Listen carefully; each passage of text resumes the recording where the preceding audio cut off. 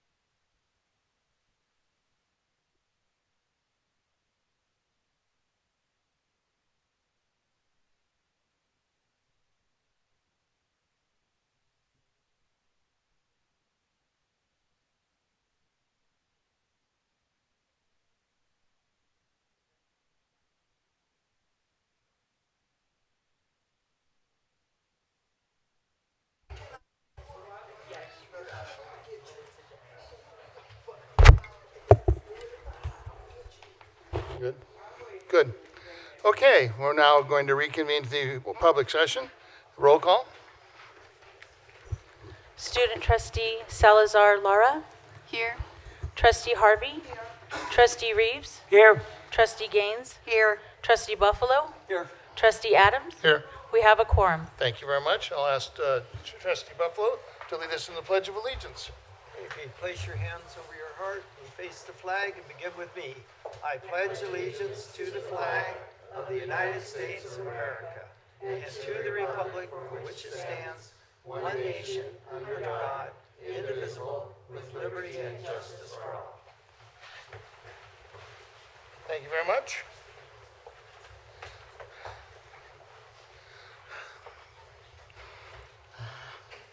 Agenda approval. May I hear a motion to approve the agenda? Second. Discussion? Advice? Approve. All those in favor, please say aye. Aye. Opposed? Passes with 5 yes votes. Item 9, report of closed session action. You took it from me?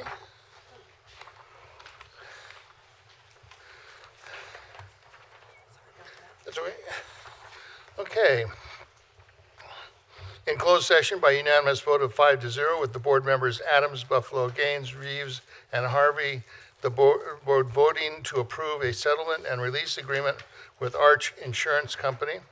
The agreement resolves a contract dispute because of the default determination of MVC Enterprises Incorporated relating to construction on the district's Discovery Lab project.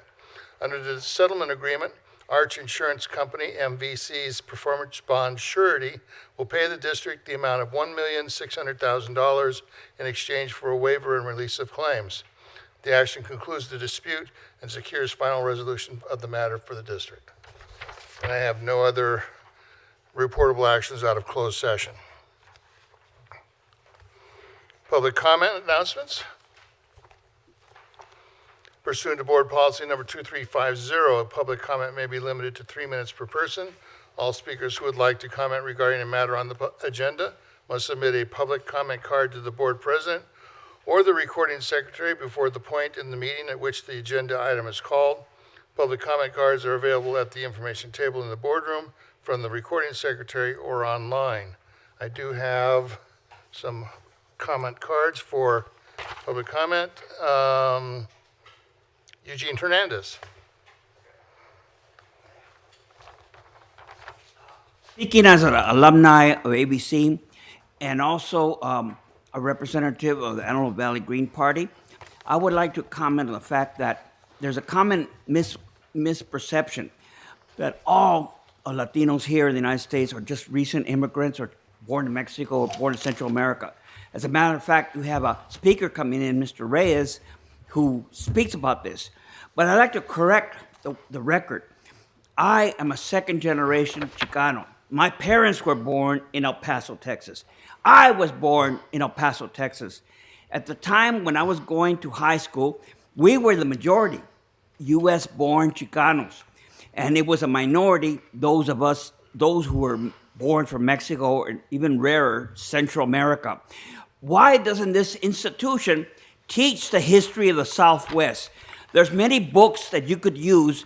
Occupied America by Dr. Rudy Acuña, North from Mexico by Carrie McWilliams, Eternity Street are great books of resources.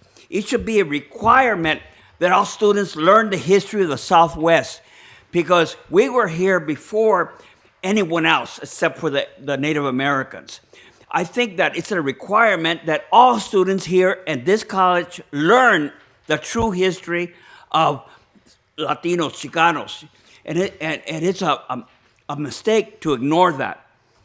My second point, as an institution of higher learning, I don't understand why you didn't have a forum about the worst Holocaust that has taken place since World War II. The thousands of Palestinians who have been massacred by Israel. 40,000 children without their limbs. Even today, the so-called peace settlement, 70 children were bombed. You know who pays for those bombs? Us, as taxpayer. Those are U.S. funded bombs causing this Holocaust? Why isn't an institution of higher learning like this not having a discussion about this? This went on for too long and was paid for by our government. It's a massacre that has been condemned around the world except for here. It's pushed by President Biden and the Democrats. It stands out as the worst conflict that has been taking place in modern times. Do your job. Teach the history of the Southwest. Teach about the Holocaust going on in Gaza. It should be on your conscience. Thank you. Thank you. Daniel Humphrey.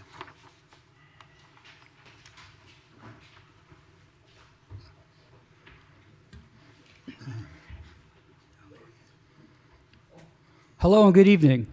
My name is Daniel Humphrey. I am a full-time instructor here at Antelope Valley College.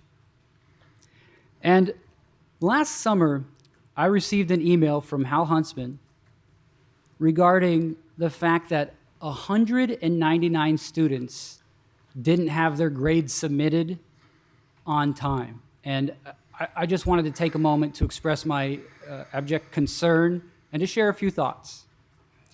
It's disheartening to hear that such a large number of students were affected.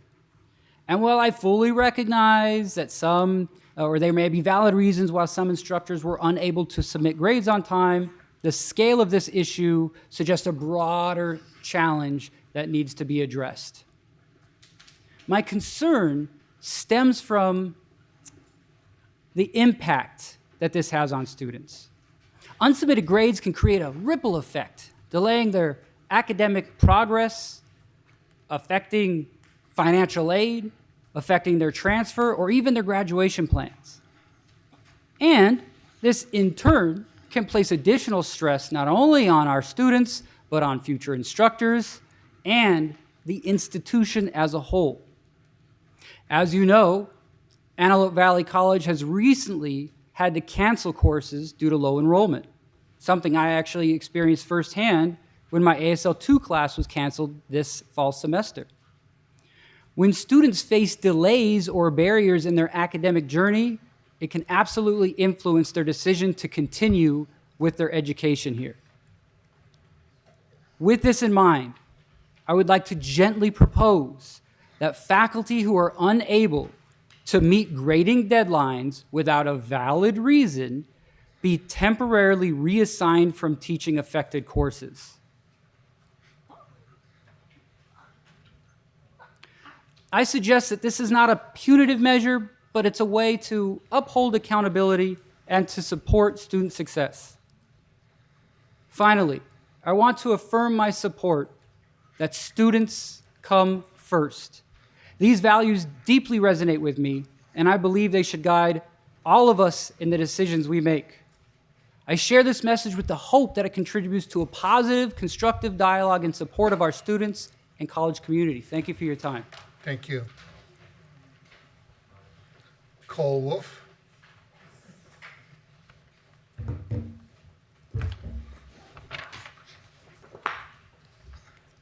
All right. Thank you. My name is Cole Wolf, and I'm not here to lecture or to perform or to be heard. I hope that we will listen. That's really what I'm hoping for. The vast majority of our students and faculty and staff come from historically marginalized communities.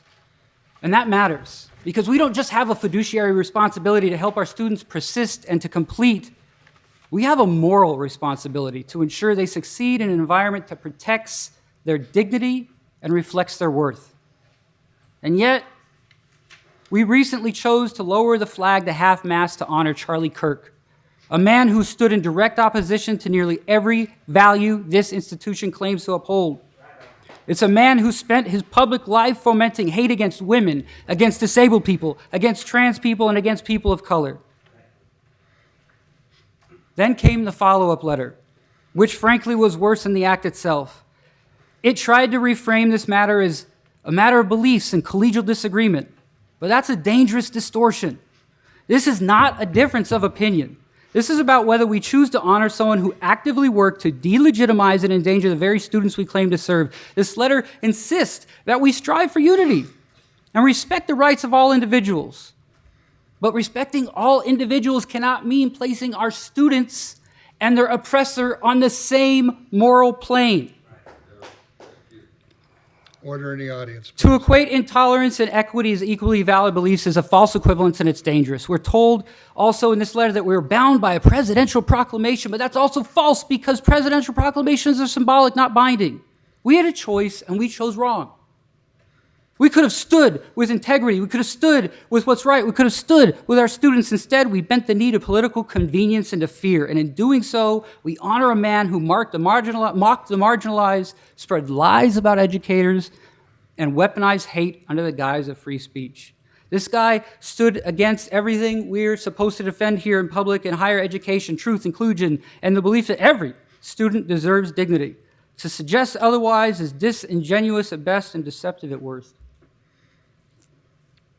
Finally, for the call for us to remain respectful and join together as a community, it's tone policing that shifts the burden onto those harmed, asking them to silence their pain in the name of civility. You know, we're a community college, yet true community can't be built on silence. It must be built on accountability. We owe this campus, we owe our students, we owe our staff and faculty an apology. Because until we can acknowledge the harm that this has caused, every statement we make about equity and inclusion will ring hollow. We can raise the flag again, but until we raise our standards, it'll mean nothing. And finally, to the women of color, to people of color, to women, to trans folks, to disabled people on our campus, as an employee of this campus, I'm sorry. I hope we can do better by you. This is what accountability looks like. I'm hoping that we can do the same. Thank you. Thank you. Jason Bowen.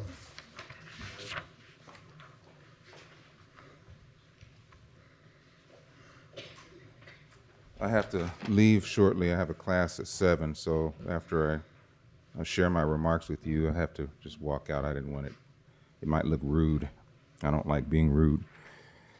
Before I get started in earnest, however, I just want to apologize to Ms. Harmony Miller. A couple of board meetings ago, I had made the claim that following an email that had went out reminding adjunct faculty that they are at-will employees, I stated that a faculty member had contacted her and had not received a response, but she did, in fact, reply.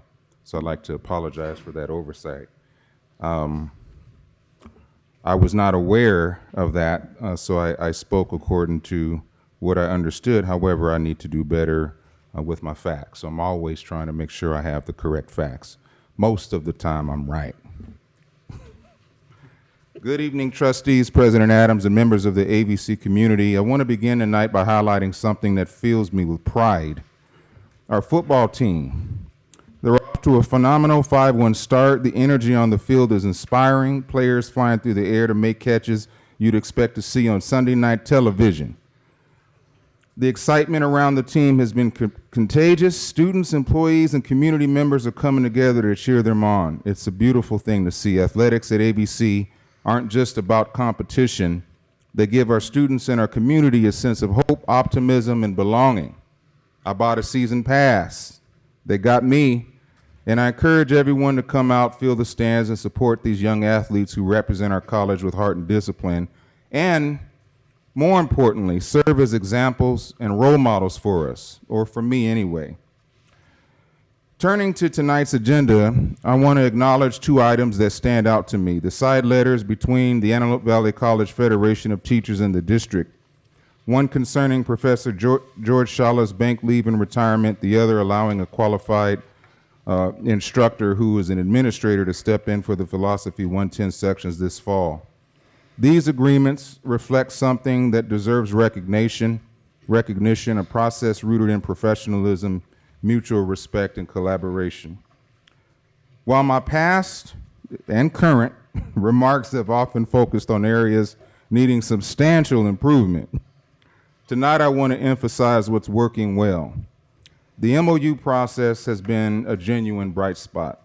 Dr. Lauren Helsper in particular has been a thoughtful and fair partner in that process.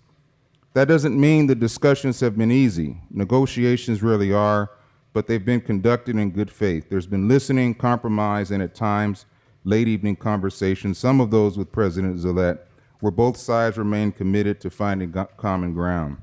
The MOU process has been enormously successful, in my opinion. I understand that the district has its fiscal responsibilities and institutional priorities. That's part of the reality we all share, yet within those constraints, there's been space for flexibility, respect, and solutions that honor the service and dedication of longtime faculty like Dr. Shala. That's what successful collaboration looks like.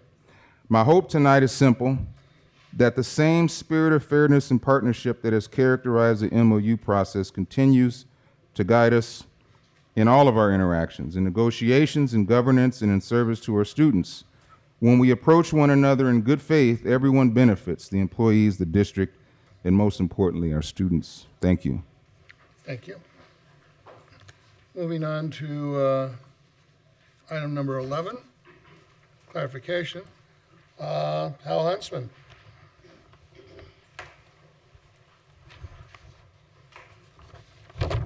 Good evening, Board.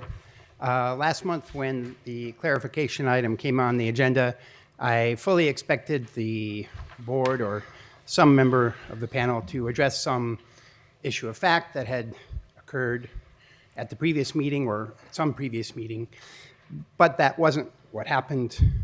In fact, the item was used to discuss issues that came up during the public comment.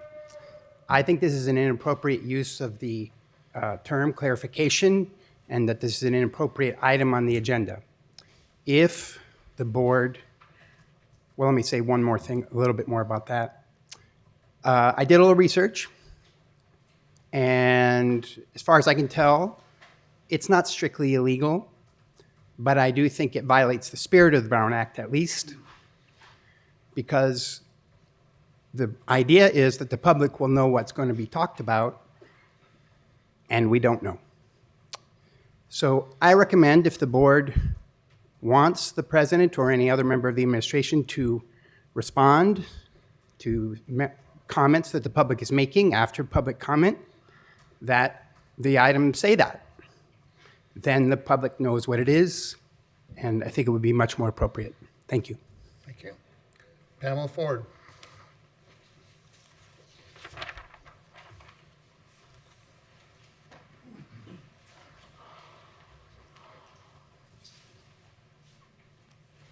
Good evening, everyone. I, too, did some research on the topic of clarification because I hadn't seen it on a board agenda before.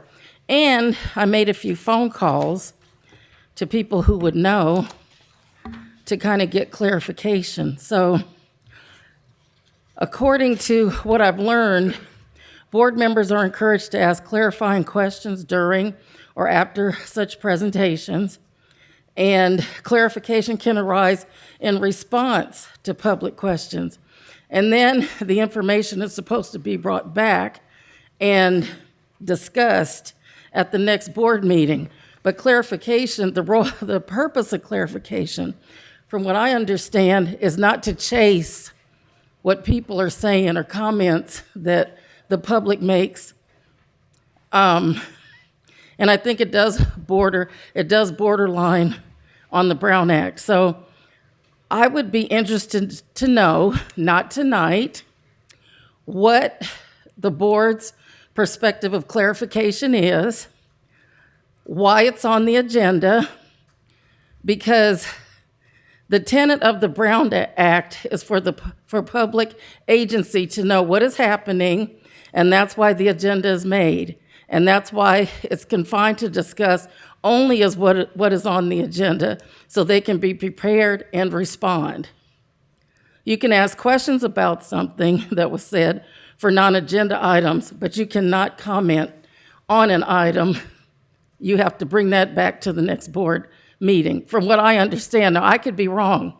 So I'm asking you for clarification from the next board meeting, because I don't believe that this is being used effectively or appropriately. And I think that the public has a right to know what you're going to be commenting on. That's the purpose of the agenda, not to go after people who make comments that you may not agree with. Thank you. Moving on to item 12, 12.1, bond survey update. I'd like to Oh, sorry. introduce, that's okay. I'd like to introduce Mr. Jared Boygan from Team Civex and Joey Kleshis, who's here with him tonight. Very excited to hear their presentation. As some of you are aware, we've been very interested in looking at 2029. It's our centennial year, launching into that next century with a campus that is, fully modern and ready to take on the next 100 years. And so for a while, we've been looking and exploring the notion of launching a bond. And so they're here to talk to us about what the preliminary survey has resulted in, and it's a discussion item tonight for the board. There's no action that we're requesting tonight. So I'd like to introduce Jared. Thank you, President Zealot. Members of the board, it's a pleasure to be here. Jared Boygan with Team Civics. I had the honor of working with your institution prior to your last measure AV from 2013 through 2016 as we got ready for, and ultimately that bond was successful, and also working with the local high school district on its recent successful bond measure, AVH. So it's a pleasure to be with you tonight and to be here. My colleague Richard Bernard from FM3 Research is on the screen. He's tending to his elderly father out of the country right now, so he's unable to be here in person, but has graciously made time to help walk us through these numbers momentarily. Richard is the pollster. He's going to present the scientific data from the survey, and then I'm going to lead you through some discussion of what this means for the prospective potential bond measure that Dr. Zealot mentioned. So, Richard? Sure. Good evening, board, board president, board members and staff. Thank you for inviting me to present the results of your voter survey. Next slide. We conducted our survey between August 18th and the 25th, so relatively recently. It was a dual mode survey, which means a random portion of the respondents took the survey on the phone and a random portion online. In fact, 49% took it on the phone and 51% online. We interviewed a random sample of 617 Antelope Valley Community College District voters who are likely to vote in November 2026 general election based on their past voter history or if they've recently registered to vote. For questions asked of everyone, the margin of error is plus or minus 4.0. In some cases, we had a lot of questions we wanted to ask, and we wanted to be respectful of your voter time. So we took a random sample and asked them some, a random sample to ask them others. And there, the margin of error is a little bit bigger at plus or minus 5.7. We contacted your voters by telephone, email, and text. And we offered the survey in English and Spanish, both on the phone and online, and 10% opted to take the survey in Spanish. Next slide, please. So I'd like to set in a moment the context of the survey. We asked them up front whether they thought things in Antelope Valley area. So they didn't know that this was about the district. So it's very, very important. They're just speaking to the area. We asked them, do they think things are generally headed in the right direction, or do they feel that things are seriously off on the wrong track? And we have data from previous surveys in the area, and you could see in August of 2025, which is the top bar, that only 22% feel that things are headed in the right direction. And you could see over time that has decreased significantly as the feeling of the wrong track has gone up. That's the color in orange. Having done and doing a lot of research in LA County, in your areas and others, the data suggests in other surveys that the main culprit or concerns about the direction tend to center around issues related to cost of living, particularly cost of housing, concerns about property crime, and concerns about homelessness. Next slide, please. We gave them a Richard, list of If I yes. may, just one moment, for the trustees' benefit, you have the survey in a packet in front of you, because not all of it Oh, is thank you. always on our screen. So just wanted to make sure. Thank you. Oh, yeah, thank you. Thank you for mentioning that. We gave them a list of organizations and groups that are active in the area, and we asked them if they had favorable or unfavorable opinions about those organizations or groups. The dark blue is very favorable, the bright blue is somewhat favorable. The dull orange is somewhat unfavorable. The bright orange is very unfavorable. And the gray are the folks who said they didn't know enough about or never heard of the organization to give it a rating. I've taken the total favorable, both very and somewhat, and I've aggregated it and ranked it on the right-hand side. And also on the right-hand side are the aggregated unfavorable. And I just wanted to point out a couple of data points. One, like in most communities, local firefighters have a high favorability rating. This is important because you have a really dynamic firefighting program, and so the nexus is clearly there. But I want to particularly focus on Antelope Valley College, which has a 76 favorable, 8 unfavorable number, close to a 10 to 1 ratio of favorable to unfavorable. The Antelope Valley Community College District, which is a little less known relative to the name of the Antelope Valley College, there's a 6 to 1 ratio, 68 to 11% unfavorable. And Antelope Valley College Palmdale Center, which has a 48 to 8 favorable to unfavorable, which is about a 6 to 1 ratio.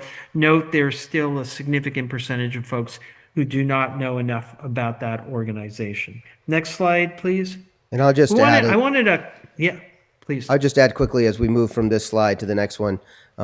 Richard and I do this kind of work all over the state, and these are really tremendous numbers. So you all should feel Yes. very good about the name awareness. People obviously are very familiar with the college. They feel very strongly favorable of the college.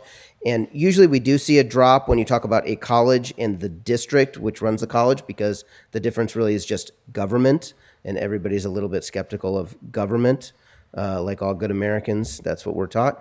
But in your case, the drop is very small, which suggests that they don't really have concerns about how you're run either. They feel very positively about the college as an institution. They feel that you are a very trustworthy institution. So I think that's really important to have context as we go through the rest of the numbers of these slides. Richard? Thanks, Jared.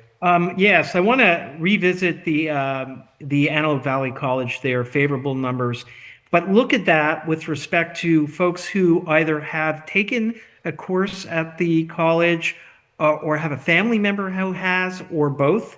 That's the top bar, and you could see 82% have a favorable opinion, and a much more modest number has an unfavorable opinion. And this tells me, frankly, to experience your high academic opportunity classes, the more they're likely to feel favorable about you.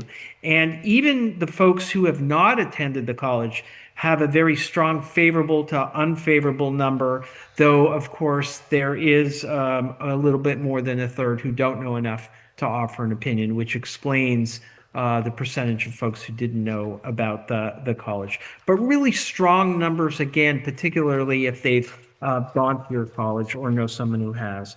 The next slide, please. I'd like to introduce I'll call a hypothetical bond language that we tested in the survey. I am very aware that ultimately it will be the trustees that will, whether they'll choose to move forward at some point in the future. That's not being asked of you tonight, but it will ultimately be up to you as to what the question looks like. But of course, you can appreciate I have to test something. So we worked with your legal counsel and with your staff to identify some of your top priorities and created a ballot question, which you see in front of you.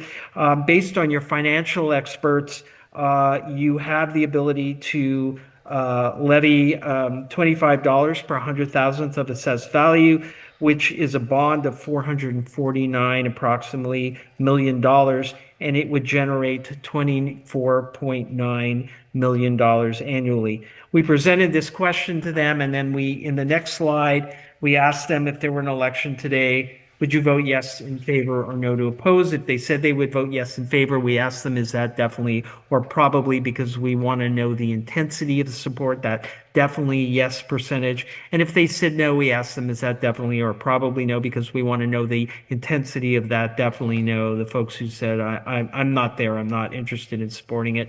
If they were undecided, we pushed them a little. We said, well, would you lean yes or would you lean no? If they said they'd lean yes, we put them in the yes camp, no in the no camp. And in this case, 7% said, I need to know more, I'm undecided at this point. So on the initial vote with just ballot title and summary, the measure, it's 56 yes, 38 no, and 7% undecided. This is at the threshold of the 55% within the margin of error that you see there, plus or minus 4. Next slide, please. We wanted to do a little bit more analysis of why people are voting the way they are on this first ballot ask. And we looked at their perception of whether they thought there was a need for additional funds at the college or at the district. You could see the bars are separated by folks who say great need, that's 33%. Some need, 30% said that. And then a little or no real need, or they don't know enough to offer an opinion. And as you could see, the blue bar is total yes on that initial vote, the orange is total no, and the gray is undecided. The more they know about the needs, the more likely they are to support the measure. And this is sort of a proof point that it's super important if the district, you as the representatives, want to tell your story, that will make a significant difference as to whether people will support this, a future measure or not. Next slide, please. It's not unusual for people to ask, well, what is this going to cost me, this particular bond?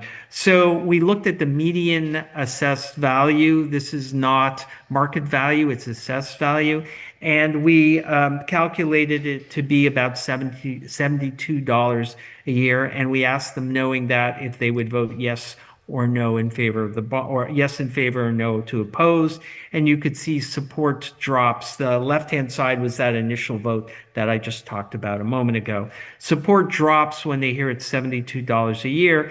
But when we lowered that threshold to $55, so it would be a relatively smaller potential bond, support jumps back up again with a little bit of a higher intensity of definitely yes at 38, suggesting at this time where the economy and the cost of living is a concern for many voters or many residents in general, that there is a cost sensitivity for folks in terms of their willingness to support a bond.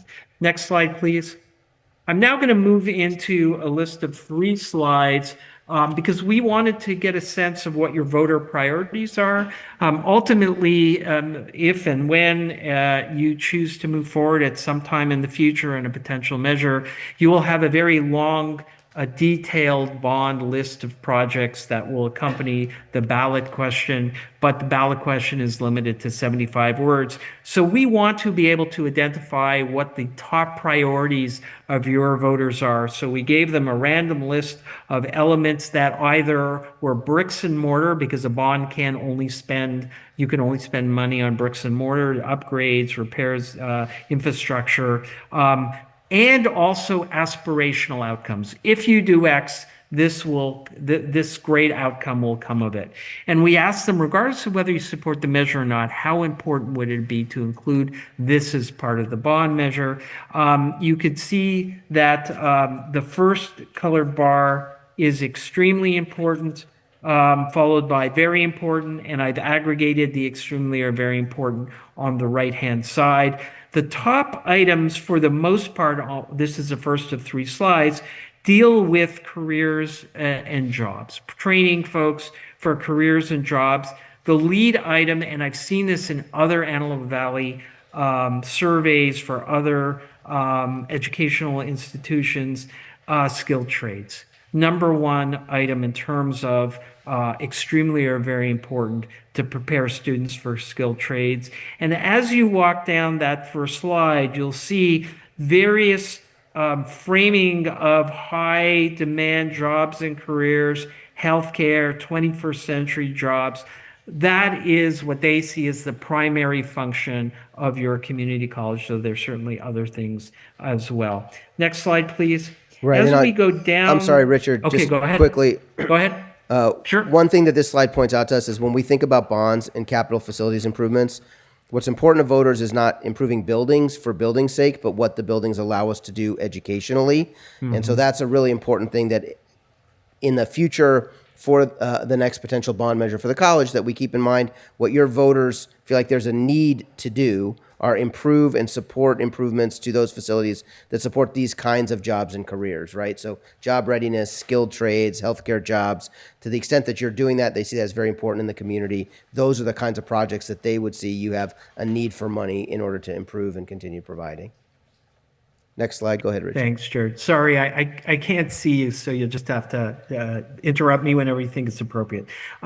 So as you go down the list, you'll start to see some bricks and mortar projects, replacing old pipes to ensure safe drinking water, preparing deteriorating gas and electric lines, and of course, I want to emphasize preparing veterans for careers. That's very important in communication, in community college bonds throughout the state. Next slide. And on this last list, and I want to tell you, like, you know, of these 24, I believe, 24 items I'm showing you, 7 are in the 80s for extremely or very important, and 17 are in the 70s. And these are all very important items, thinking about the fact that the threshold for passage is 55% plus 1. You'll see toward the end of this slide, removing asbestos and lead paint, repairing deteriorating sewers and drainage systems, and repairing deteriorating roofs are all elements of the bricks and mortar,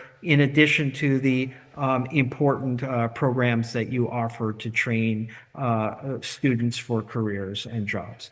Next slide. And as we move through this, so Go ahead. one thing to point out is in the construction of a future bond project list, these are not the only things we tested in the survey, but these are the ones that your voters indicated are their highest priority. In other words, if we're asking them to raise their hard-earned tax dollars, what do they want to see you spend the money on? These are the kinds of things they want to see you spend the money on. So other kinds of projects are less of a priority to voters than the kinds of things that we see on these 3 slides. Though it Go ahead. doesn't Go ahead, mean you Richard. couldn't include them in the. That's right. They it can be doesn't mean part that of you a couldn't project include list. them. That's right. They can be part of a project right. list, but the emphasis of a bond should really be in these areas that overlap with what your voters' priorities are. Right. So now, if we can turn the slide, I'm going to simulate in the survey educational outreach. Now, as you know, as a district, legally you cannot advocate with taxpayer money, but you can educate. And so we tested a series of educational statements, and we randomized them as we had the previous list. And we asked folks after each one, tell me if it would make you more inclined to vote yes on the measure. The dark blue is much more inclined to vote yes. The bright blue is somewhat more inclined to vote yes. And I've aggregated the total more inclined to vote yes on the right-hand side. And I've ranked it as such.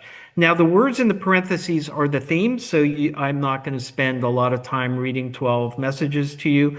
But the themes suggest you have a lot of very strong messages, and many of them statistically are similar in nature. And they're led by the fact that your district provides opportunities to receive bachelor's degrees, the repairs to some of your more than 70-year-old buildings, and trade classrooms are among 3 of the many strong messages that people very much resonate. If you were to educate, tell your story. And we saw earlier, the more you tell your story, the more likely they are inclined to be supportive of it. Next slide, please. And then one more. I'm just showing you, I know you have this in your possession, so I want to be mindful of people's times. Next slide. Okay, so what happens when we simulate education at this time? The left-hand side is the initial vote that you saw earlier, which was ballot title and summary only. It was 56-38 no, 7% undecided, telling them what the money could be used for and educating them about what you do as a district and your college.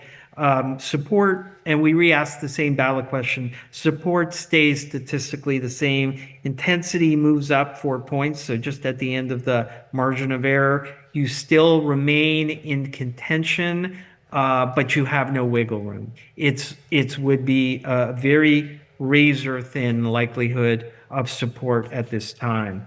And then, next slide, we introduced some oppositional statements because no measure goes unscathed.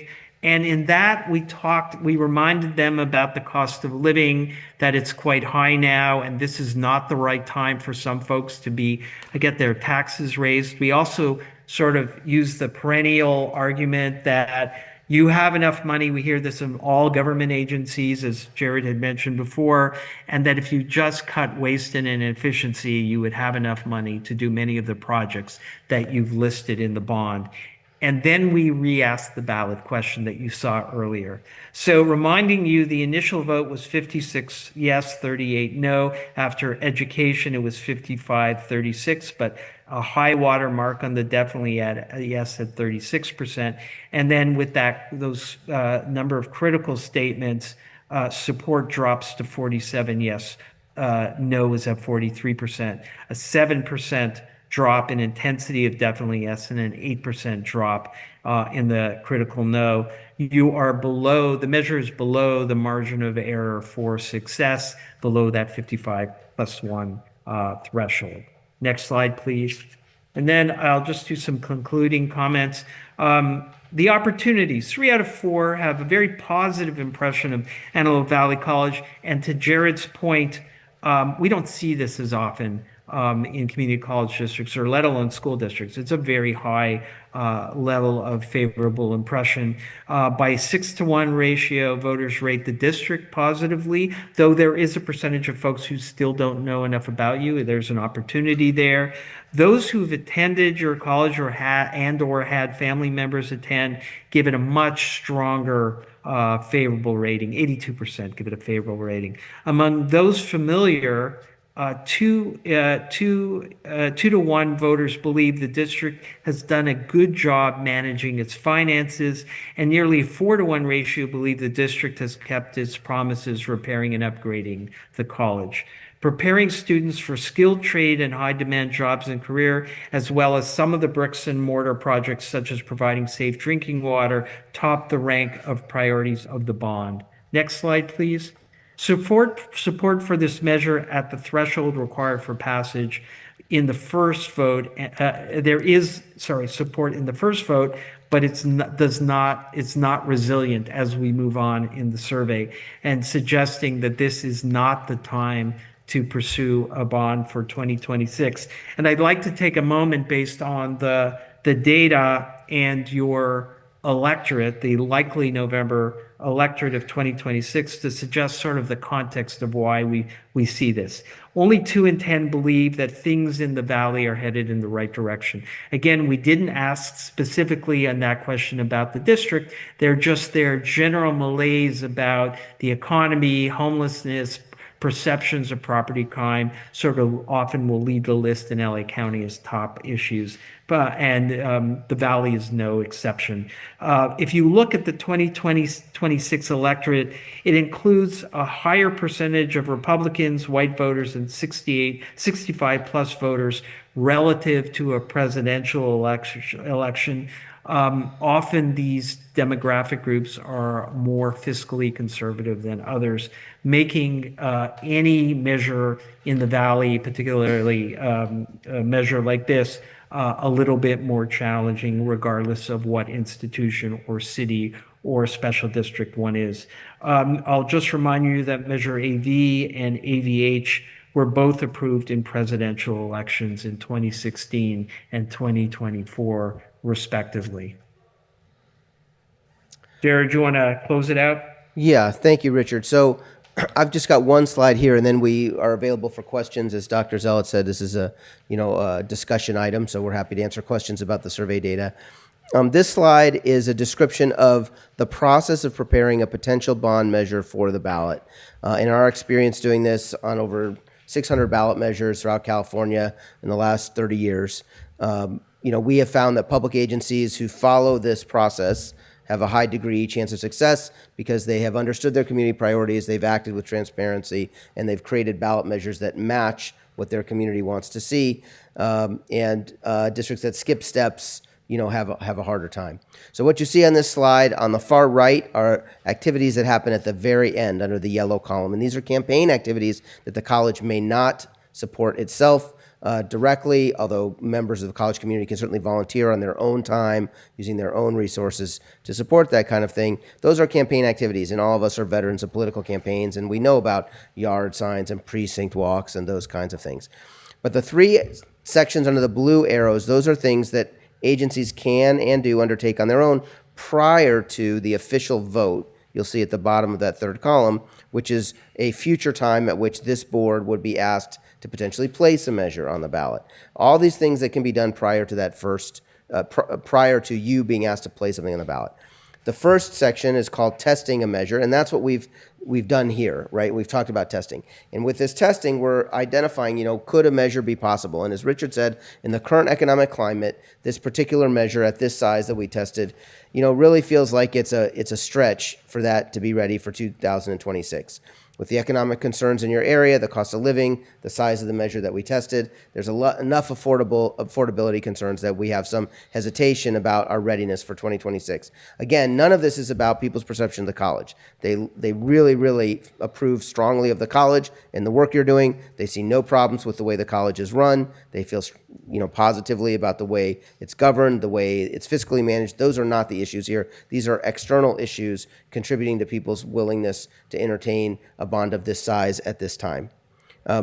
Going forward, this second arrow is about vetting the conversation. So one thing that's true is your needs are not going away, right? The buildings that have not been modernized from the prior measure still are going to get older, and the problems are going to get worse. And we did find from the survey that as voters become familiar with your need for money, they do believe in investing in this institution because they care deeply about the college. So it is important to continue your conversation with your community. These are the needs that we have. This is why we are considering a ballot measure.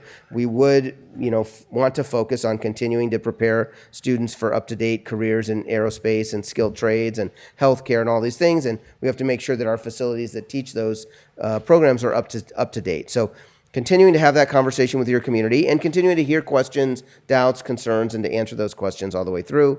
And then ultimately, when the time is right, we will build a ballot measure that would potentially come back to this board for consideration. The ballot resolution itself is a legal document, as you know. It has a project list that is a legal description of the kinds of things you can spend the money on. It has a tax rate and a bond amount that is yet to be finalized and will be finalized at that time. So we're not at that stage yet. Obviously, at this point, the ballot measure looks. I would not say we feel confident about 2026 at this stage, again, because of these external issues, but we do encourage you to continue to talk about what your needs are so that people understand that there is, value to the community investing in the college and that they really can understand what the needs are in the remaining facilities that haven't yet been touched. So with that, I think that's our concluding slide, and we welcome questions from the board. Thank you. Any questions or comments from the board? Ms. Gaines? First of all, I want to say that I certainly heard everything that Richard said and everything that you're implying with regard to having a bond measure in 2026.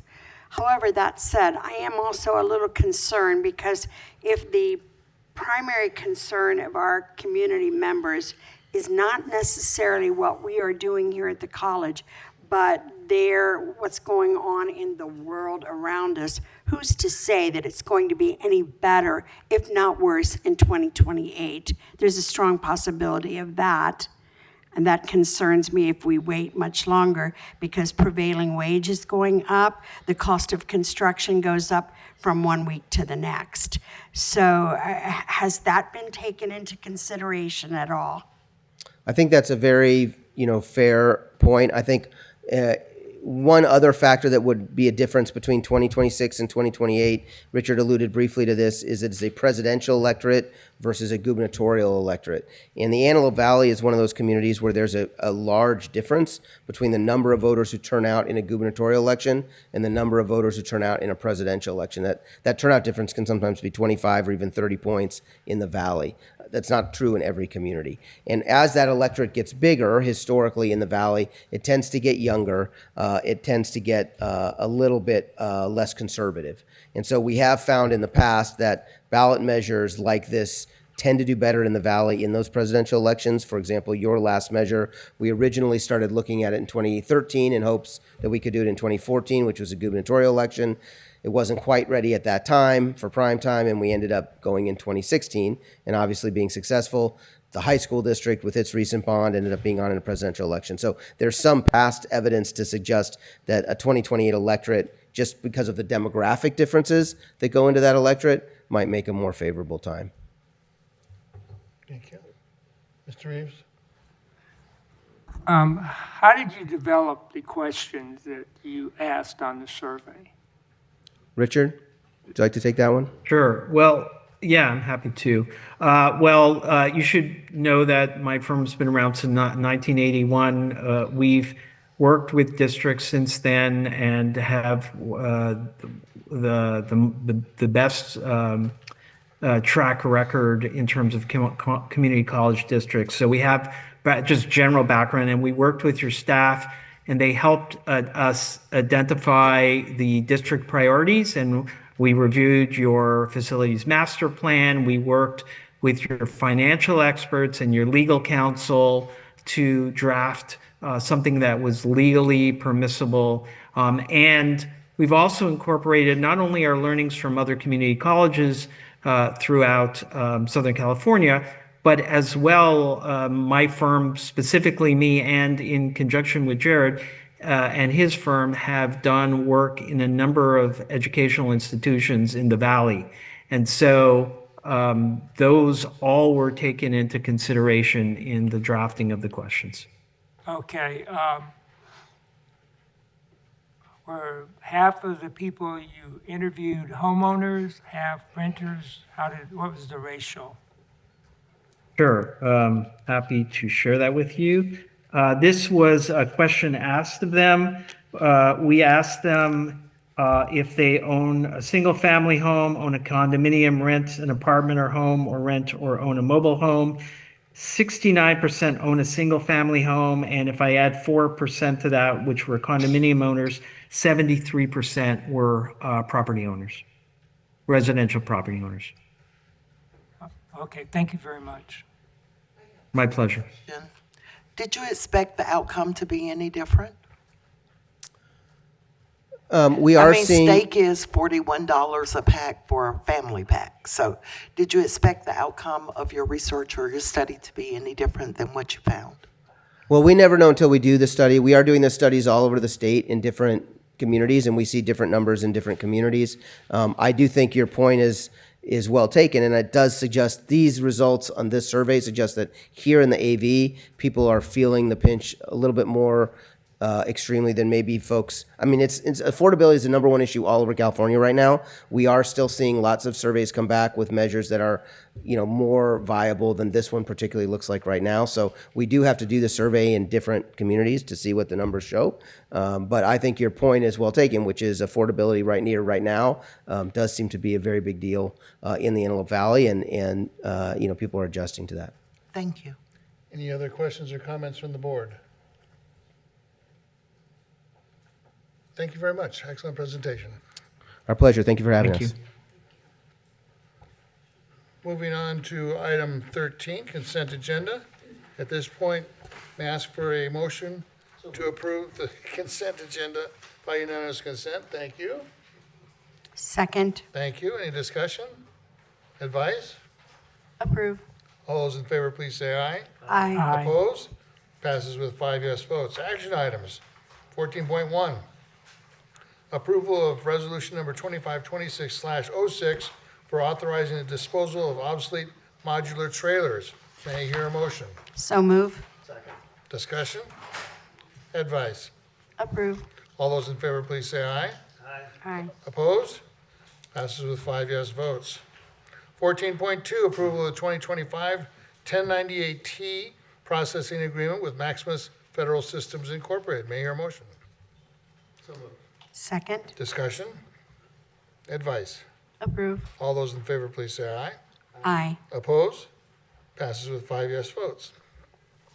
14.3, approval of side letter of agreement between Antelope Valley College Federation of Teachers and Antelope Valley Community College District regarding usage of banked leave and retirement for George Shala.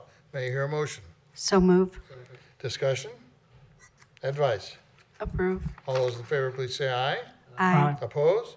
Passes with 5 yes votes. 14.4, approval of side letter of agreement between the Antelope Valley Federation of Teachers and Antelope Valley Community College District regarding instructor for the fall 2025 Philosophy 110 sections CRN number 79302 and CRN number 79303. May I hear a motion? Second. Discussion? Advice? Approve. All those in favor, please say aye. Aye. Opposed? Passes with 5 yes votes. 14.5, approval of memorandum of understanding, MOU, between Antelope Valley College Federation of Classified Employees and Antelope Valley Community College District regarding the transfer of employee from Trio Star Program to CalWorks. May I hear a motion? Second. Discussion? Advice? Approve. All those in favor, please say aye. Aye. Opposed? Passes with 5 yes votes. 14.6, approval of amendment to our professional services agreement with State of California Department of General Services, Office of Administrative Hearings, and Antelope Valley Community College District. May I hear a motion? So move. Discussion? Advice? Approve. All those in favor, please say aye. Aye. Opposed? Passes with 5 yes votes. 14.7, Child Development Center Equipment Purchase Approval Request, EPAR CD 2703. May I hear a motion? Second. Discussion? Advice? Approve. All those in favor, please say aye. Aye. Opposed? Passes with 5 yes votes. 14.8, CSPP-5145, Local Agreement for Early Education Services for the 2025-2026 fiscal year. May I hear a motion? So move. Discussion? Advice? Approve. All those in favor, please say aye. Aye. Opposed? Passes with 5 yes votes. 14.9, approval of agreement between Chabot Los Positos Community College and Antelope Valley Community College District for the California Early Childhood Mentor Program from July 1st, 2025 through June 30th, 2026. May I hear a motion? So, second. Discussion? Advice? Approve. All those in favor, please say aye. Aye. Opposed? Passes with 5 yes votes. 14.10, approval of the updated agreement between Heritage Empowered and Antelope Valley College for Historically Black Colleges and Universities, HBCU, Tourist Services. May I hear a motion? So move. Thank you. We do have a card for that. Mr. Huntsman? Rebecca Farley. Oh, and Rebecca. Do you want to do first, Rebecca, or? Sure.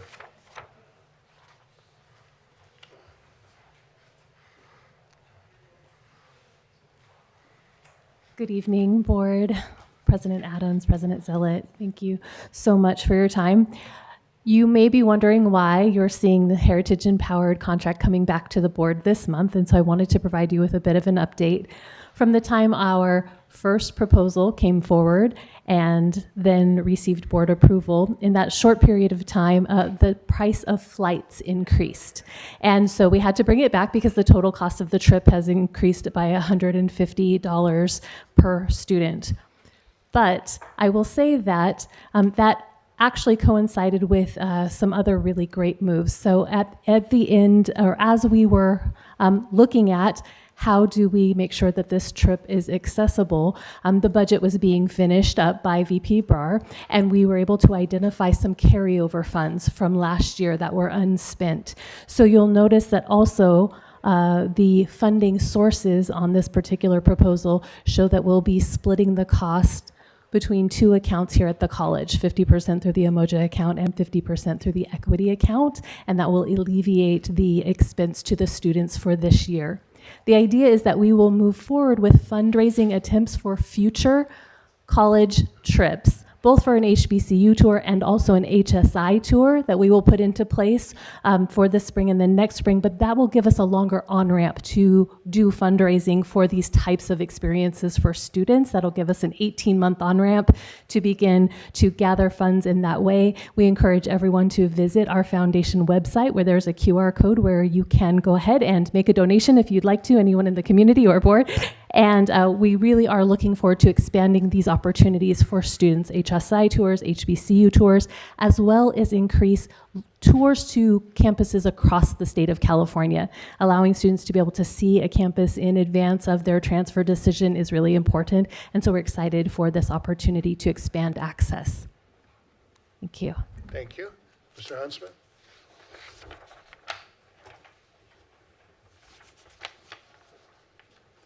Good evening again. I'm very happy to say thank you to the administration for finding a way to pay for the students in entirety for this trip. I received many comments from all across campus asking why we were asking the students to pay. We had never asked for the students to pay for their trips before. And lots of folks also let the administration know that they didn't think it was such a good idea, including myself. So I'm very, very happy that they've found a way to do that. And I encourage them to continue to do that because we've never asked students to pay for those trips before. And it's a great benefit to them. Having gone on those trips myself, I know how much the students get from it, and it's well worth the district's money. Thank you. Any further discussion on 14.10? Hearing none. Advice? Approve. All those in favor, please say aye. Aye. Opposed? Passes with 5 yes votes.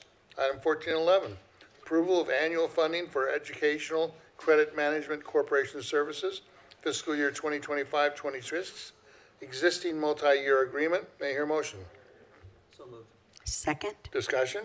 Yes, yes, Mr. President. No amount was given on the supporting documents, so I'm going to vote no. For clarification, I believe it might have been in the description, but there is a not to exceed of $40,000, sir. Any further discussion? Advice? Approve. All those in favor, please say aye. Aye. Opposed? Mr. Eves votes no, otherwise wins the 14.11 passes 4-1. 14.12, approval to extend the use of the Foundation for California Community Colleges Master Services Agreement with Invoke Learning for education-focused artificial intelligence products. May I hear a motion? So moved. Second. And I do have a card, Mr. Huntsman.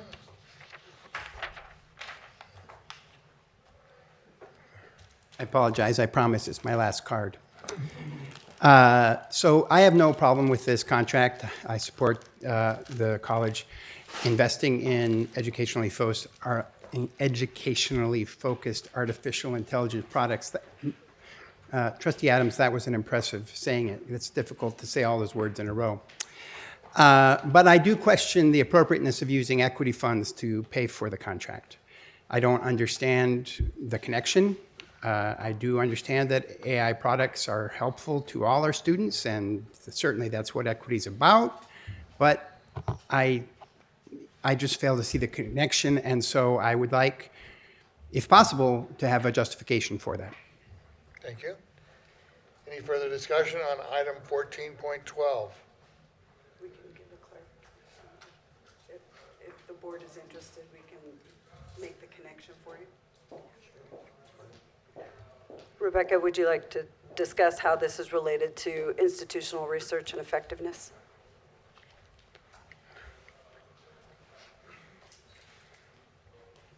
Thank you. Good evening again. And I'm bringing Dr. Svetlana DePlazis with me as well, who is our Dean of Institutional Effectiveness and Research. Invoke Learning is the product that we use, the company that we use for our data lake. It is the platform which all of our banner data goes into so that all of our dashboards can be created for precision learning, which then informs all of the instructor level data and department and discipline level data that we use to govern decisions made in our classrooms and across our departments and divisions. We use it for program review data, as well as our equity dashboards, et cetera. Is there anything else you'd like to add to that? Yeah, so equity funds are supported by data as well. We look at how we're doing in terms of program performance, and spending money on research and data is also part of accountability. Thank you. Any further discussion on 1412? Advice? Approve. All those in favor, please say aye. Aye. Opposed? Passes with 5 yes votes. 14.13, approval of amendment number 1 to the consultant services agreement with Christina Lasorda, DBA Lasorda Solutions, LLC. May I hear a motion? So moved. Second. Discussion? Yes, yes, Mr. President. This involves $220,500 in COVID funds. And I don't know who Christina Lasorda is, so I'm going to vote no. Thank you. Any further discussion on 14.13? Hearing none. Advice? Abstain. All those in favor, please say aye. Aye. Opposed? No. Was that 2 noes down at the end? Yep. Okay. That passes with a 3-2 vote. Noes, Mike Reeves and Michelle Harvey. Thank you. 14.14, approval of memorandum of understanding with Food Forward for fiscal year 2025, 2026, and 2026-2027 funding. May I hear a motion? So moved. Second. Discussion? Advice? Approve. All those in favor, please say aye. Aye. Opposed? Passes with 5 yes votes.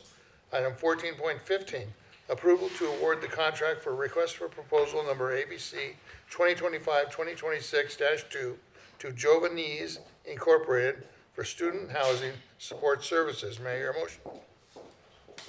Second. Discussion? I do know Dr. Zillett would like to make a comment. I just would like to point to the board's packet. You have a paper screenshot from our basic needs dashboard that signifies how many of our students and the demographic breakdown of our students who take advantage of our housing needs. This is also being funded through a basic needs housing grant. Significant dollars have been granted to our college because of our population of students who are in need of housing. And so, Dean Zimmerman, would you like to say anything at all about this contract is focused on rapid rehousing, and it's case management in addition to housing students. It's subsidizing housing costs, also giving them furniture and home essentials. Also, part of the case management is helping them gain more independence and get to the place where they can pay their own rent. So this is, it's a service for housing, but it's also more than just housing itself.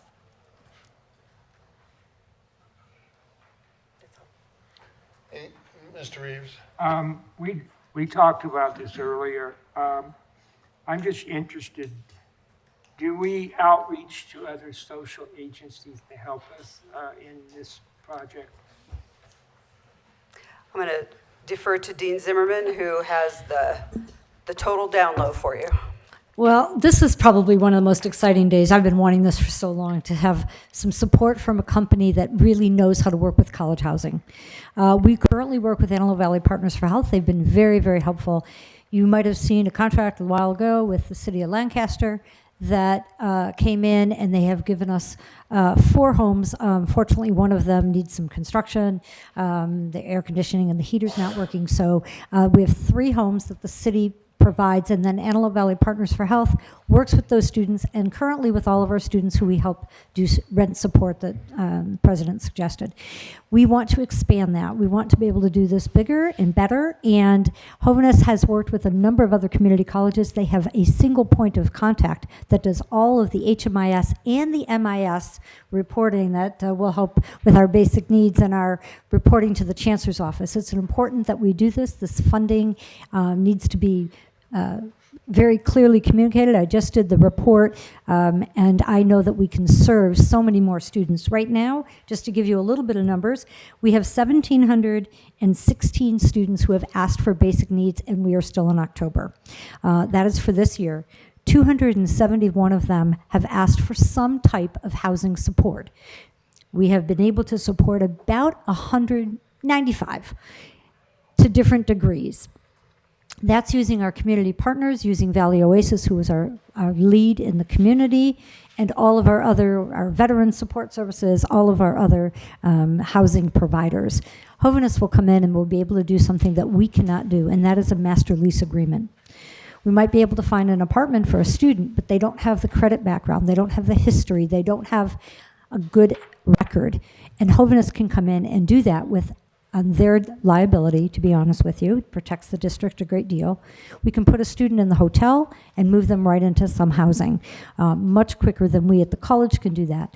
We are looking at expanding our personnel to help them, but they will be hiring their own personnel to be housed, co-located at our campus through our Basic Needs Center. So when a student comes in and says, I have a problem, I need help, we're able to do that right away. And this contract will extend that opportunity for us to do that better than we've been able to do ourselves. Thank you. Mr. President, many times I've advocated for a homeless conference on this campus, which has been held before, and I was rejected. And then I said, how about a homeless conference for students? And I was rejected. Dean Zimmerman, do you think that would be beneficial if we had a conference and had all the providers in the community get together and see who's doing what? Well, you know, Antelope Valley Partners for Health and Valley Oasis actually are doing that. They have a monthly, I think we've chaired about the monthly coalition and the steering committee. And so just like I think we're doing this Friday for our Justice Involved students, if we could collaborate with all of those and we can get a date that works, I mean, certainly things are open, but at this point, I've been really focused on serving our students than putting on a conference for our community, since we have so many other partners that can do that, but who knows what the future will bring. Well, you know, we need to know what everybody's doing. Some of this is duplication. I know it's duplication. There are some agencies that both feed people, some agencies close them, and et cetera.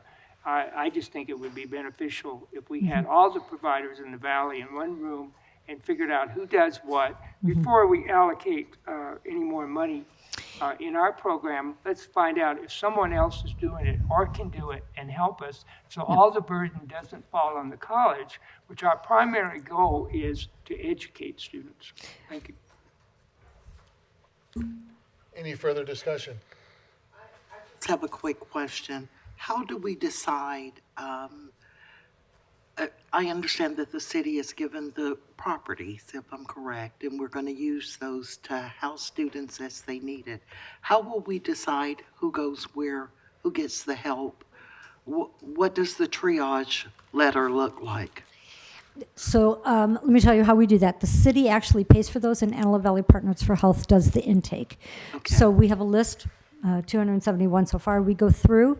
The city has given us some clear direction of who they want. It is students who are single, no children, so no one under, no minors. That's our liability bucket. So we go through and define the females and the males that are single, that have identified that they actually are homeless. Many of our students, not too many, but some have said, I just want to move out of my parents' home. as opposed to someone who says, I'm living in my car.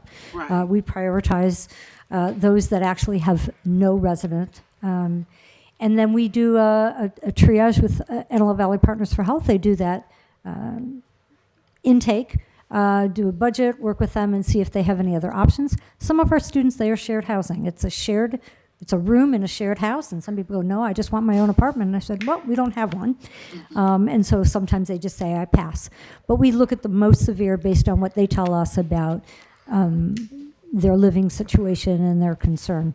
And just a quick question, Dr. Zimmerman. Are you the point of contact for this program? I am. Okay, great. I am. Mm-hmm. Any further discussion? Advice? Approve. All those in favor, please say aye. Aye. Opposed? Passes with 5 yes votes. Item 1416, approval to utilize the Omnia Partners Cooperative Agreement with Walmart Incorporated for the purchase of retail merchandise. May I hear a motion? Second. Discussion? Advice? Approve. All those in favor, please say aye. Aye. Opposed? Passes with 5 yes votes. Item 1417, approval to enter into agreement with Ice Forever LLC, DBA Kona Ice of Lancaster for catering services. May I hear a motion? Second. Discussion? Advice? Approve. All those in favor, please say aye. Aye. Opposed? Passes with 5 yes votes. Item 1418, approval of the 25-26 women's tennis non-traditional fall sports schedule. May I hear a motion? So move. Discussion? Advice? Approve. All those in favor, please say aye. Aye. Opposed?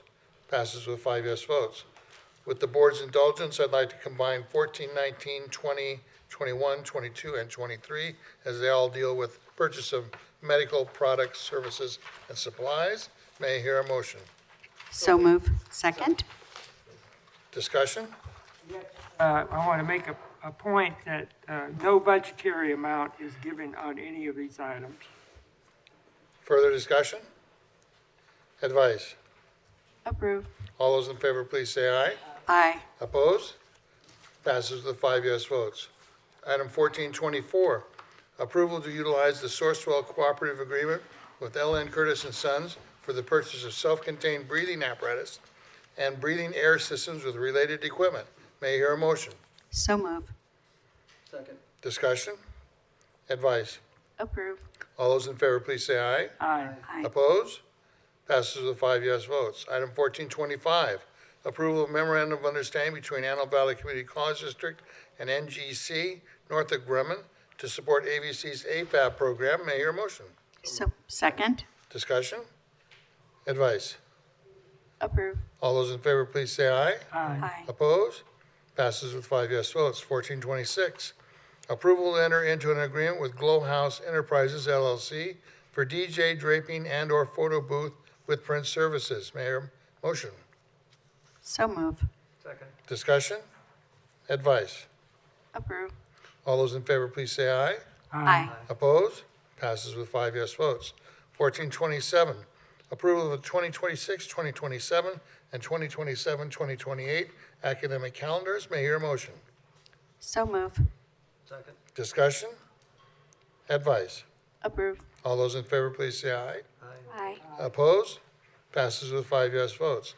1428, approval of academic policies and procedures committee's recommendations of course listing for fall of 2026. May I hear a motion? Second. Discussion? Advice? Approve. All those in favor, please say aye. Aye. Opposed? Passes with 5 yes votes. Item 1429, approval to utilize the Foundation for California Community Colleges agreement with Microsoft for the purchase of Microsoft products through September 30th, 2026. May I hear a motion? Second. Discussion? Advice? Approve. All those in favor, please say aye. Aye. Opposed? Passes with 5 yes votes.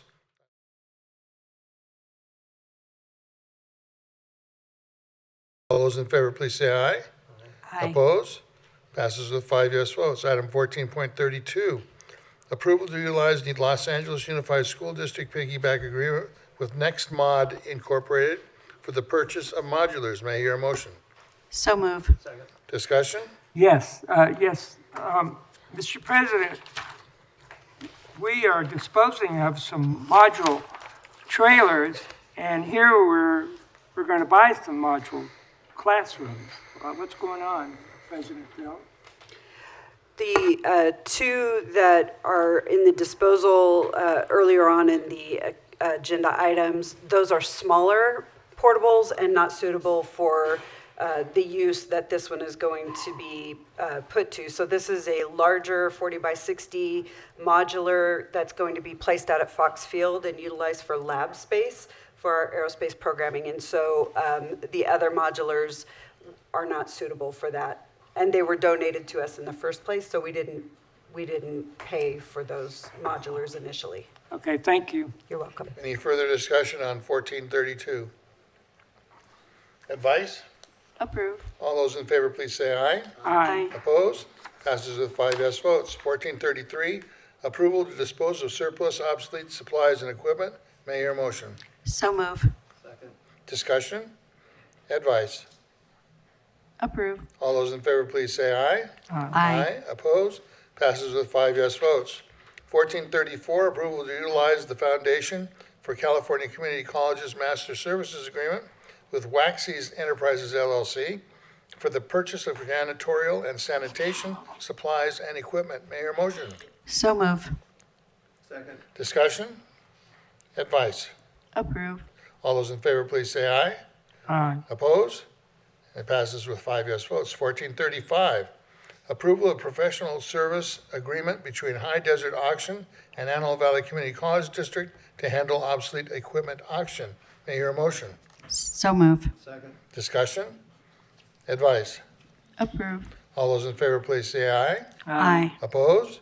Passes with 5 yes votes. Item 14.36, approval to ratify the master field contract for services with H&S Electric Incorporated from June 15th, 2025 through June 14th, 2028 for electrical services as needed. May I hear a motion? So move. Discussion? Advice? Approve. All those in favor, please say aye. Aye. Opposed? Passes with 5 yes votes. 14.37, approval of field contract for services between Iris Group Holdings, LLC, DBA, Everon, LLC, and Antelope Valley Community College for repairs to the fire alarm system defects. May I hear a motion? Second. Discussion? Advice? Approve. All those in favor, please say aye. Aye. Opposed? Passes with 5 yes votes. Item 14.38, approval to extend the use of the California Department of General Services statewide contract for fleet vehicles. May I hear a motion? Second. Discussion? Advice? Approve. All those in favor, please say aye. Aye. Aye. Opposed? Passes with 5 yes votes. Item 14.39, approval of project assignment amendment, PAA, to Beacons Moving Solutions Incorporated for admin building build-out project number 25-001 with redevelopment funds. May I hear a motion? So move. Discussion?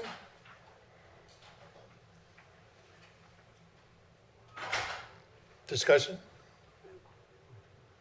Advice? Approve. All those in favor, please say aye. Aye. That passes with 5 yes votes. And with the board's approval, I'll combine 14.40, 41, 42, 43, 44, 45.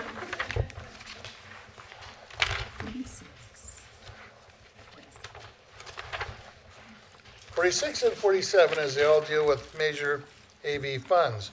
May I hear a motion? Second. Discussion? Yes, I just want to point out, 1440 increases the change order, increases the contract by $108,000. And we've had a discussion about this, and I'm a little upset that we continually have to pay more for these projects. And I understand the background and all that stuff, but I think it's regrettable that when we make a contract, these people are not held responsible for the amount that they agree to, and not have to come back to us all the time and ask for money. Thank you. Any further discussion? Advice? Approve. All those in favor, please say aye. Aye. Aye. Opposed? Passes with 5 yes votes. Reports and announcements. Academic Senate, Mr. Huntsman.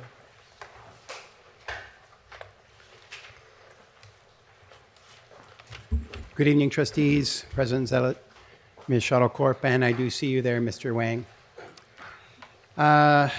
So I do want to call your attention to the fact that you earlier passed or approved the AP&P recommendations on courses.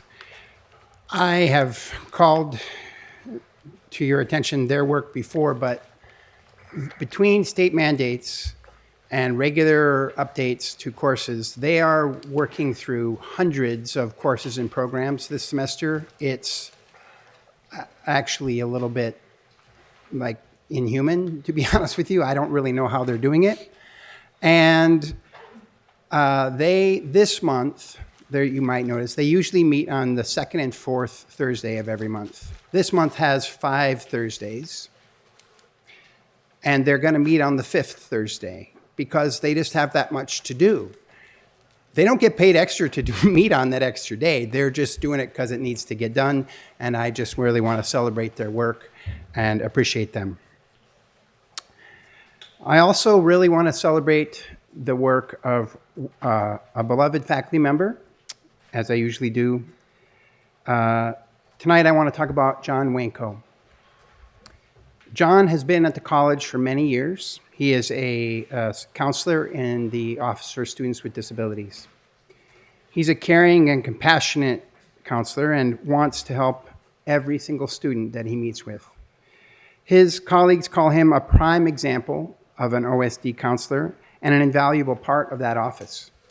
He goes above and beyond to help staff and students. He's also served as a senator representing the Student Services Division for many years, and in that role, he has, in my personal experience, been one of the most engaged and diligent senators we have. He's always prepared. He seeks input from his constituents, and he's always keeps students at the forefront of our discussions. John will be retiring in December, and we are very sorry to see him go. I personally consider John a friend, and I know he's looking forward to spending time with his husband and also to traveling, which is one of his lifelong passions. But I just really, really want to thank John for his service to ABC, especially to the OSD office, students and staff. His voice, presence, and dedication will be missed. Thank you. Thank you. Antelope Valley College Federation of Teachers, Dr. Bowen had to leave. Antelope Valley College Federation of Classified Employees, Pamela Ford.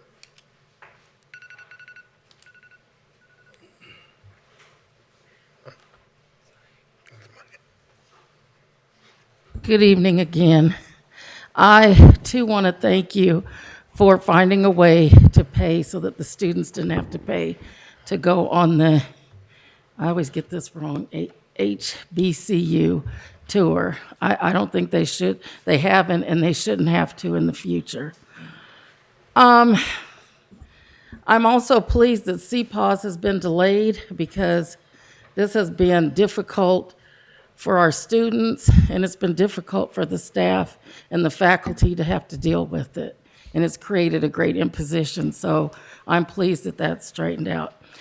I have a question for you, and again, I know you can't answer this tonight, but for the past 5 months, as usually, I stocked the board packet, and I've noticed that in section 4 under closed section, it appears about the superintendent and evaluation. And each time you come out of closed session, you have no report. You may report on other items, but not on that agenda. And I'm just wondering, is it a placeholder? Has the evaluation been held yet? It used to be that there was an evaluation for the superintendent, and then there was a follow-up, you'd learn about the contract. Now, unless I miss my guess, I see Dr. Zealot sitting there. So she is the college president. And so there just doesn't seem to be an order of things. So I don't know why that continues to be on the board packet for the past 5 months. And there's supposed to be transparency, and it just doesn't seem to appear there. So anyway, it's been a question on my mind, so I thought I'd ask. Thank you. Confidential Management, Supervisor, Administrator, Employees, Ashley Hawkins. Not here.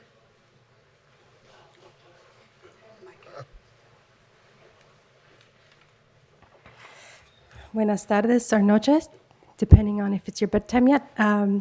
Trustees, President, and colleagues, I'm Micah Darby. I'm the Project Manager and the Secretary of the CMSA Board, and subbing in for Ms. Hawkins tonight. On behalf of CMA, I'm honored to share a few highlights and reflections with you all this evening.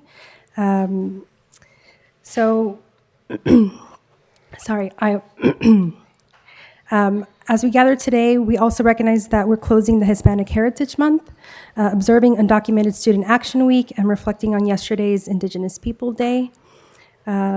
These are moments that remind us that diversity, resilience, and unity is what makes Antelope Valley College such a special community.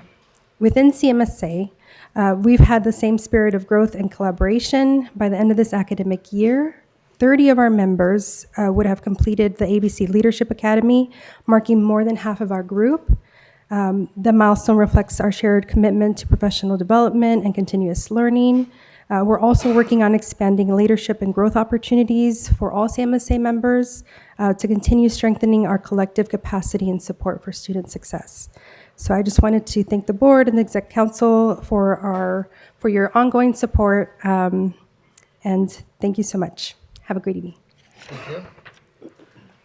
ASO, Destiny Waller. Good evening, Board of Trustees. My name is Armando De La Torre. I'm the Vice President of Academic Affairs in ASO, and I'm here in place of Destiny Waller to give the ASO board report.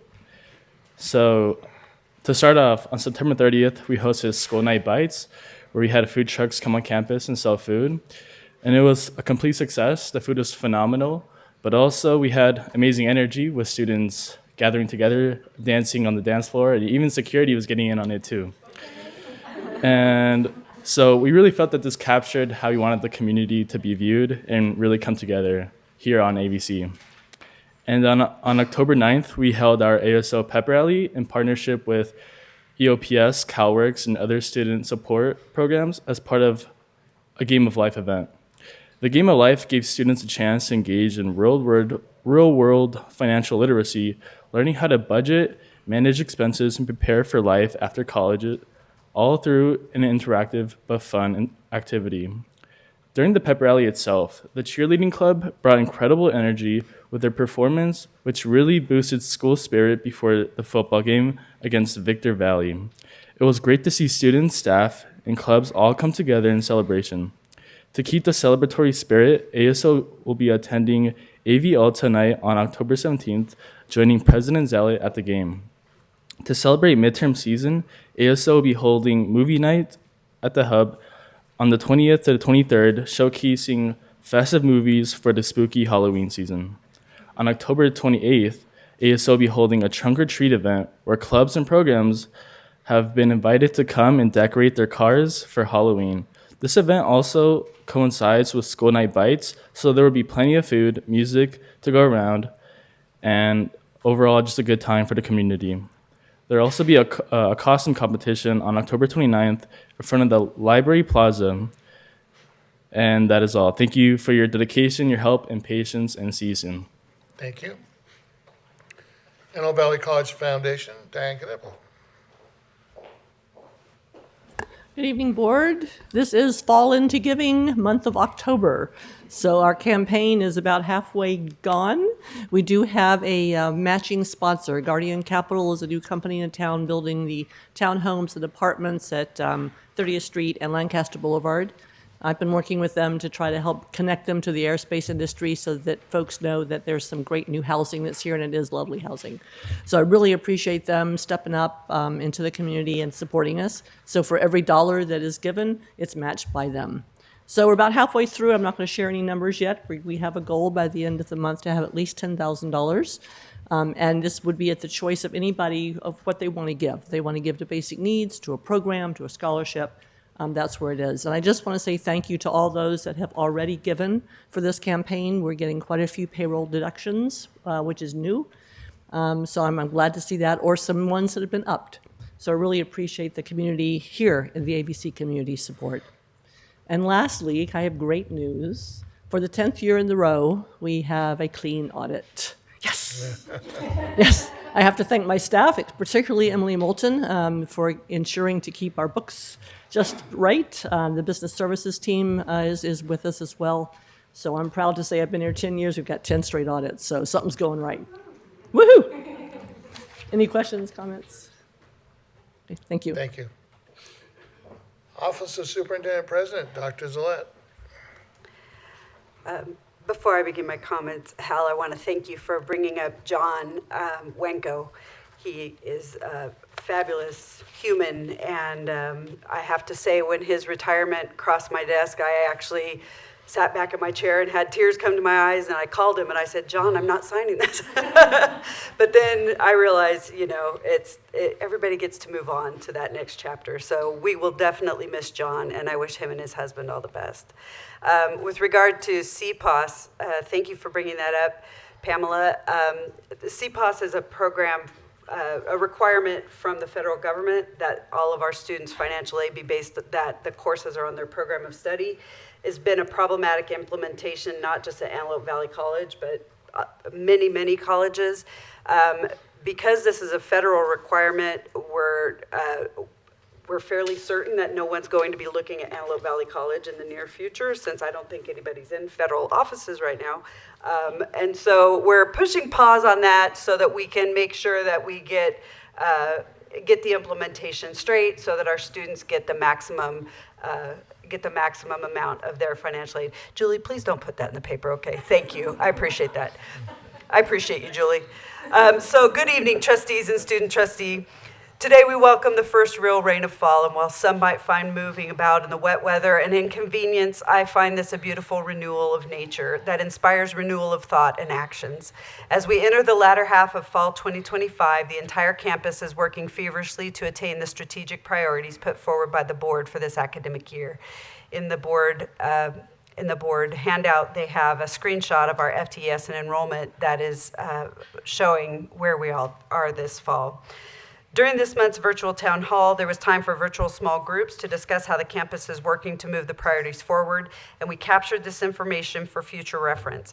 Our next think tank will be connecting these activities to our new equity plan that is in development. Congratulations to our aero and nursing programs for successfully navigating accreditation visits this past month.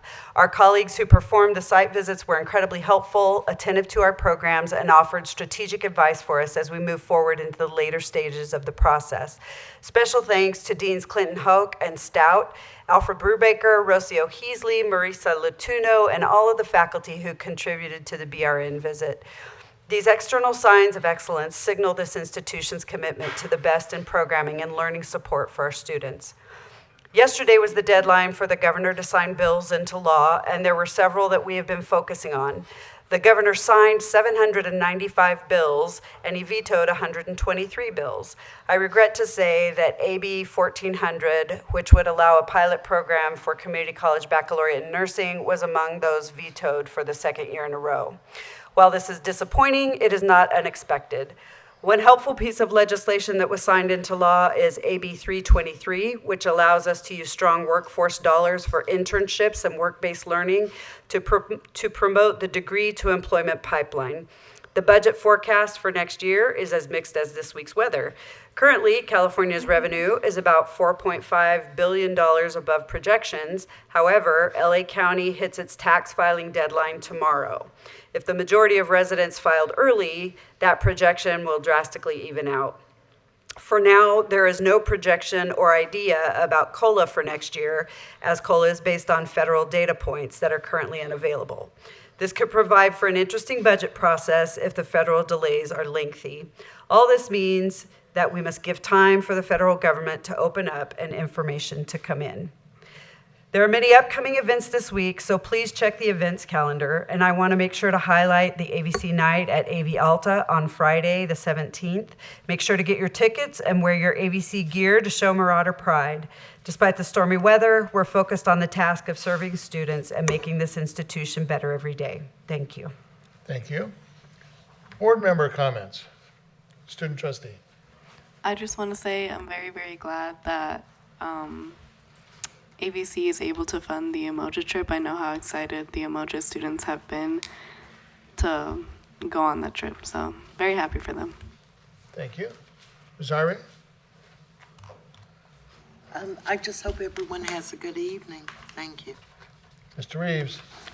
I want to congratulate the Marauders, 5-1. Their season's been great. I went to the game last week. President Zealot was there.